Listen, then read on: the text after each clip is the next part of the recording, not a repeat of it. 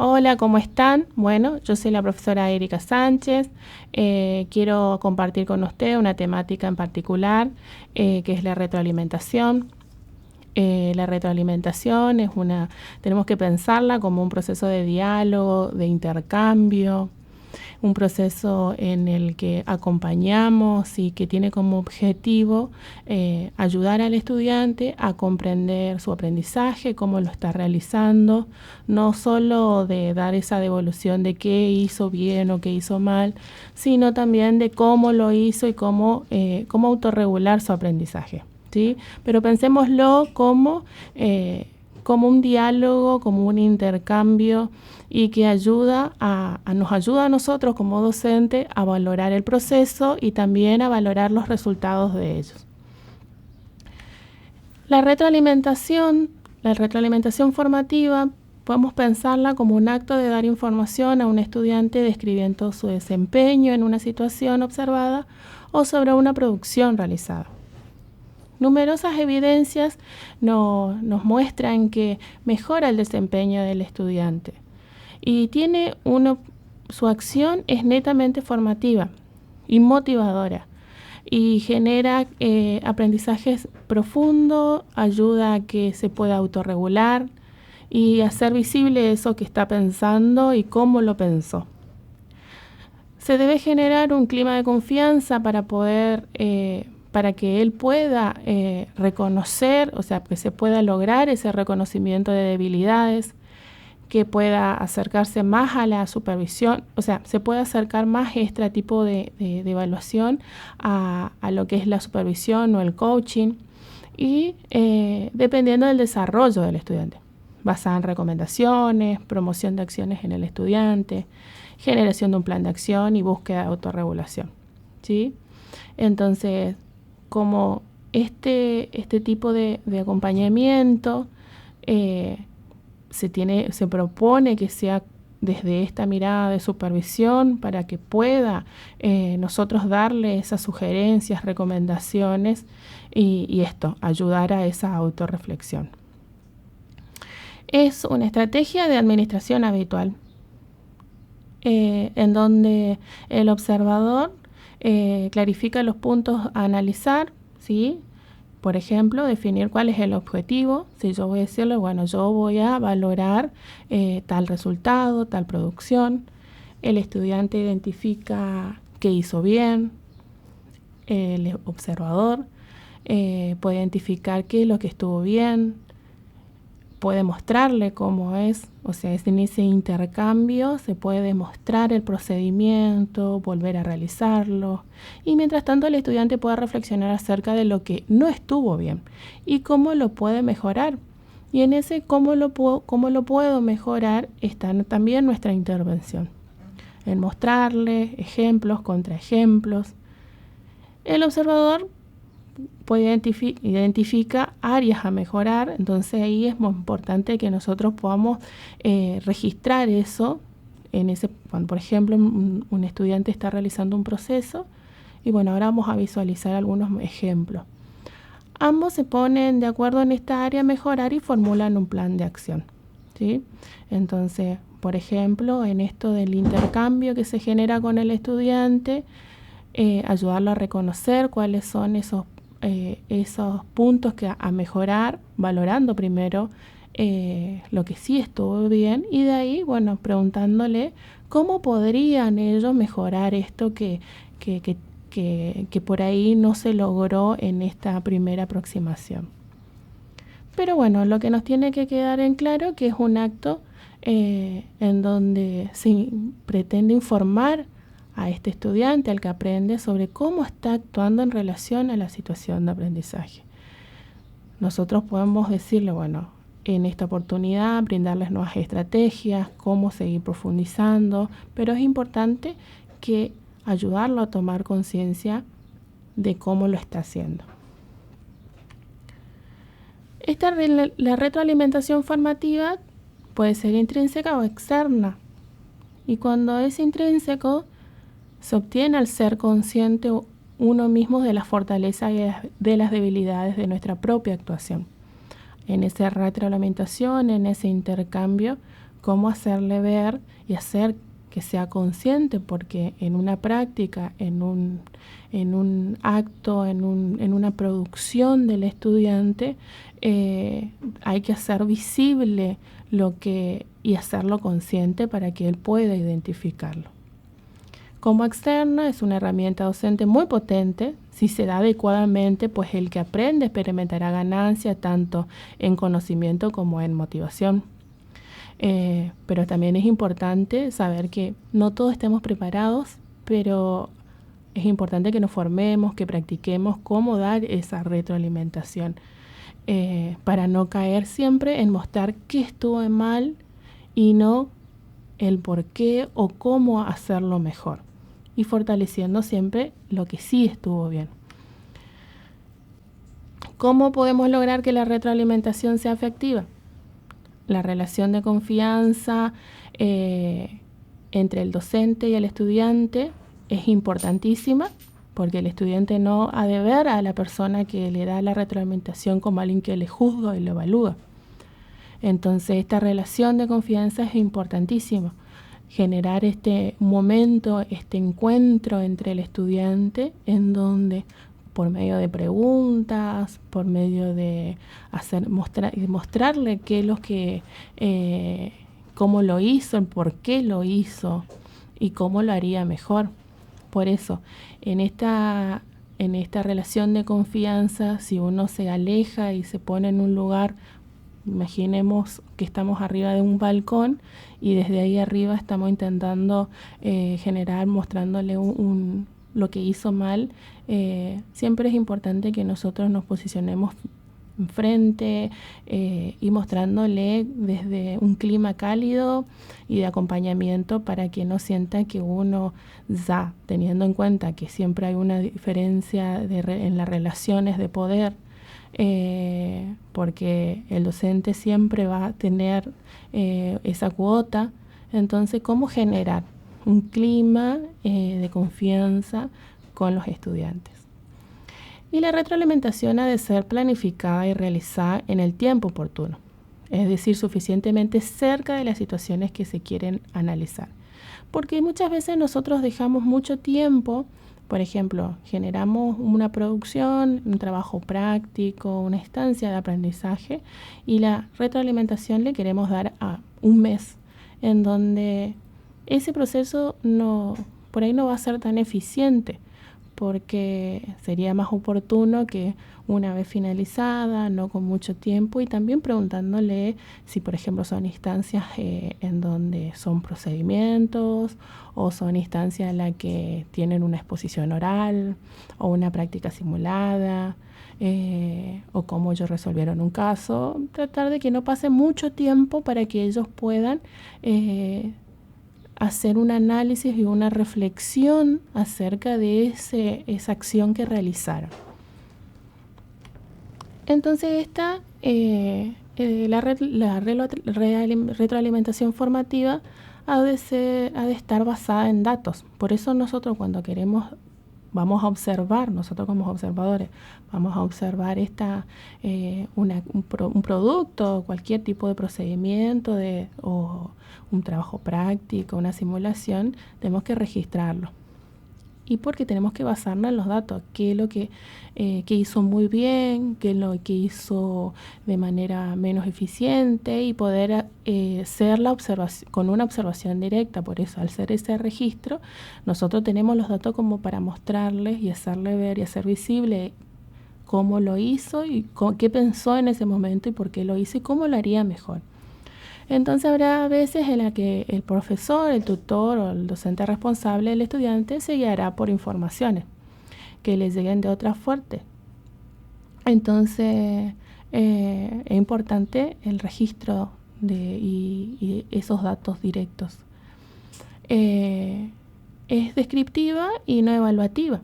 Hemos de tener cuidado porque es formativa. Hemos de tener cuidado en el lenguaje que utilizamos, en esto de está mal, es regular, sino mostrarle lo que hizo bien y cómo lo debería hacer mejor, y desde un lado no punitivo, sino desde una mirada en donde ellos puedan en ese intercambio autorregularse y hacer consciente eso y que ellos lo puedan mejorar, porque es formativa. Entonces, se valoran las actuaciones o las producciones. Por ejemplo, esto que mencionaba recién, esto de algún procedimiento, una exposición oral, una simulación, o producciones, un trabajo práctico, algo escrito, un informe, una monografía. Y no a la persona. Tratar de diferenciar esto, que muchas veces hay actitudes que nosotros no podemos manejarla, pero sí eso que ellos producen, porque vamos a valorar esos resultados y sus producciones mismas. Entonces un estudiante puede tener un rendimiento excelente en una determinada área y ser diferente en otra. Entonces tratar de hacer esa diferencia de que nosotros vamos a valorar esos procedimientos, esas exposiciones, sus producciones y no justa alguna actitud que no entra en esas consignas que nosotros le dimos. Entonces la retroalimentación negativa, por ejemplo, tiene por objeto frenar esa actitud o el comportamiento inadecuado, en donde nosotros en donde se frena y no se genera ningún intercambio y solamente sin decirle qué pasó ahí. Entonces, por ejemplo, a comenzar resaltando algún comportamiento adecuado del que aprende. Describir con sensibilidad el comportamiento que se quiere frenar. Por eso, si nosotros vemos en una exposición oral o en una simulación algo que no está contemplado, no es solicitado en alguna exposición, bueno, ¿cómo hacemos? Vamos siempre pensando en lo adecuado y después con mucha sensibilidad frenar esa actitud. ¿Para qué? Pero también siempre mostrándole lo bueno que hizo para que pueda identificar de qué es lo que hizo bien. Bueno, y acá tenemos unos ejemplos que son frases o ideas que ayudan y bueno, vamos a tomar el ejemplo de la simulación de una mediación. Pensemos que están hicieron una práctica en una cámara Gesell y que en alguna asignatura o en alguna instancia en donde trabajan mediación, cómo simular una mediación y cómo dar esa retroalimentación. Entonces, la importancia de fomentar, cómo utilizar estas ideas o estas frases para generar confianza y también un poco debilitar esas frases que generan desconfianza y que no ayudan a la autorregulación de los aprendizajes. Tenemos de tipo evaluativa, que son esas de desconfianza que de manera taxativa, como mencioné ahí, si realizaste solamente una pregunta cerrada para que decidan acerca de por ejemplo, ¿por qué realizaste preguntas cerradas en una mediación? ¿Sí? Porque, y si nosotros le ayudamos a que ellos puedan describir, bueno, la verdad es que a veces es complicado ajustar, recolectar datos y mostrarle, bueno, yo suelo empezar de esta forma. ¿Sí? Entonces, para que no quede solamente como una evaluación, es ¿realizaste esto o no realizaste? ¿Por qué solo realizaste preguntas cerradas y sabiendo que en una instancia de mediación tenemos que tratar de que llegar a ese consenso, a ese intercambio? Y bueno, hacerle ver esto. La verdad que a veces es complicado ajustar y recolectar información. Yo suelo empezar por aquí o cómo podrías empezar vos, ¿sí? Y después las que de tipo de control. Tienes que regular la participación, darle la palabra. Si no, ¿por qué? Pues si no, no van a dejar de discutir. Entonces, de esa manera tan taxativa. Sin embargo, podemos orientarlo al problema. Por ejemplo, sería bueno explicarle que tienen tiempo para hablar. Antes, en esa etapa previa a la mediación, explicarle los datos, que bueno, también que va a ser un momento de confidencialidad, bueno, por ejemplo. Y entonces ahí explicarle que tienen tiempo para hablar, que tienen que esperar su turno, cómo haría para regular la participación, y ahí preguntarle, ¿cómo haría para regular la participación? Así pueden escucharse. Sabiendo que en una simulación, en una mediación es importante el escuchar al otro. Entonces, mostrándole, orientado al problema, ¿qué harías? ¿Cómo lo harías para que se escuchen? o con estrategia. Si nosotros le damos de una manera tan burda de decirle, ¿y vos hiciste o has hecho alguna vez algún curso de mediación? Menospreciando su trayectoria o su formación. No, vamos a ver desde ser llano en eso. ¿Pudiste darte cuenta que en una de las partes miraba hacia abajo y se frotaba las manos? ¿Qué pensás que puede ocurrir? Y de ahí ellos podrían estar recuperando todo lo que ya transitaron en su formación de mediación. Entonces, ¿qué puede ocurrir? Que ellos, puedan identificar que una de las partes estuvo mirando hacia abajo, que estaba nerviosa. Entonces, ¿cómo contemplar eso? Si se frotaba las manos, había rasgo de que sí, que se encontraba nerviosa, esto del jaboncillo. Entonces, ¿qué pudo ocurrir y cómo yo puedo mejorar eso? Y una mirada desde una frase así más neutral, por ejemplo, decirle, los estudiantes por lo general no saben hacer preguntas. Ellos pueden ir, profundizar y desde una mirada más empática y decir, a veces es difícil comprobar si no comparte qué es lo que está pasando, qué es lo que está sucediendo. Si está nerviosa una de las partes, a veces uno no se da cuenta, solo puedo comprobar con preguntas más abiertas que ayuden y focalicen, por ejemplo, en los hijos. Si nosotros vemos que están demasiado cerrados, entonces, ¿cómo llevamos nosotros a siempre el punto que debería ser en común entre, por ejemplo, una situación, una mediación de simulación, una simulación de mediación de, por ejemplo, una separación o la cuota alimentaria? Entonces, yo suelo comprobar más con preguntas abiertas que ayuden a esto, focalizarnos en los niños. ¿Qué es mejor para los chicos? ¿Qué es mejor para que las hijas o los hijos puedan tener todo? Entonces, llevarle a eso de una manera empática, mostrándole ejemplos. De una mirada más con superioridad, es ponerse de arriba del balcón y decir, yo soy el mejor en mediación, escúchame y aprende. O de una manera más igualitaria, veo que estás dispuesto a ayudar a ponerte en el lugar del otro. ¿Qué te parece si revisamos el tema, practicamos con otros ejemplos, practicamos en la redacción de preguntas cerradas, abiertas? ¿En qué momento yo voy a poner preguntas cerradas? ¿Cómo qué ejemplos me ayudan a identificar cuando el otro está nervioso? Entonces, buscar juntos. Con certeza, el acuerdo, por ejemplo, decirle, el acuerdo que sugeriste no aceptaron porque no los escuchaste. Muchas veces pasa esto, en las primeras instancias de mediación uno no se da cuenta, pero si nos posicionamos de una manera provisional y por alguna razón no llegaron al acuerdo, ¿qué te parece si vamos a ver qué pasó para que vos vuelvas, para que vos puedas volver a preguntar? Este es un ejemplo de la simulación de una mediación que muchos de ustedes la pudieron haber vivenciado, por ejemplo, de la mediación de una cuota alimentaria, un acuerdo, pero reflexionándolo como una de las partes, que como uno de los ejemplos que tenemos.